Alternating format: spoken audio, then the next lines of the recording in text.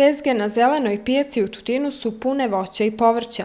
Ono što kupci zahtevaju jeste da roba bude sveža, iako se prodavci trude da ispoštuju mušterije, sa prodajom nisu zadovoljni.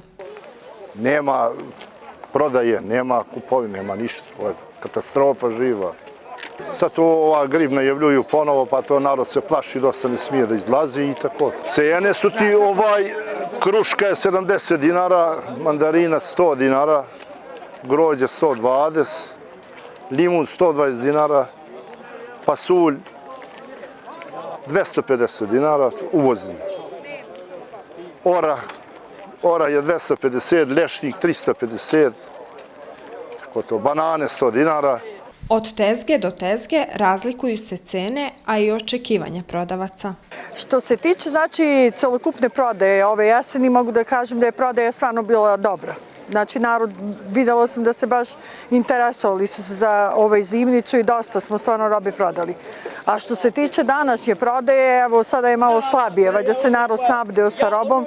Cene su malo i niže u odnosu na protekle pijace, ali evo, slabije danas ide prodaja nego uobičajno. Što se mene lično tiče, znači, zadovoljni smo prodajom ove jeseni.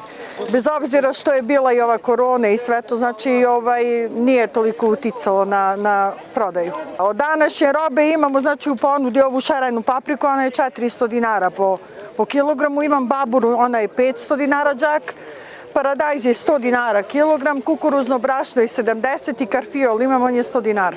Tutinci na pijaci mogu pronaći i raznorazne sadnice, za koje je ovo vreme pogodno za sadnju. Pa danas smo doneli razne biljke, razne voćne sadnice, šljive, jabuke, kruške, trešnje, višnje, mušmule, dunje, breske, kajsije, u stvari sve od sadnog materijala. Sad je znači najbolje za sadnju i sade se sve biljke, sve dokle sneg ne padne.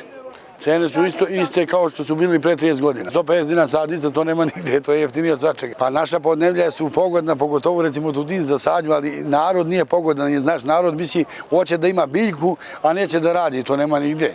Oko svačega mora se radi, znači tako i oko biljke. Nije stvar samo uzeti biljku i posaditi. Treba biljku negovati kasnije, znači sve što traži kao živo biće što traži, tako traži i biljka. A narod posadi i kaže, gledao sam je, odakle si je gledao s prozora, ništa to.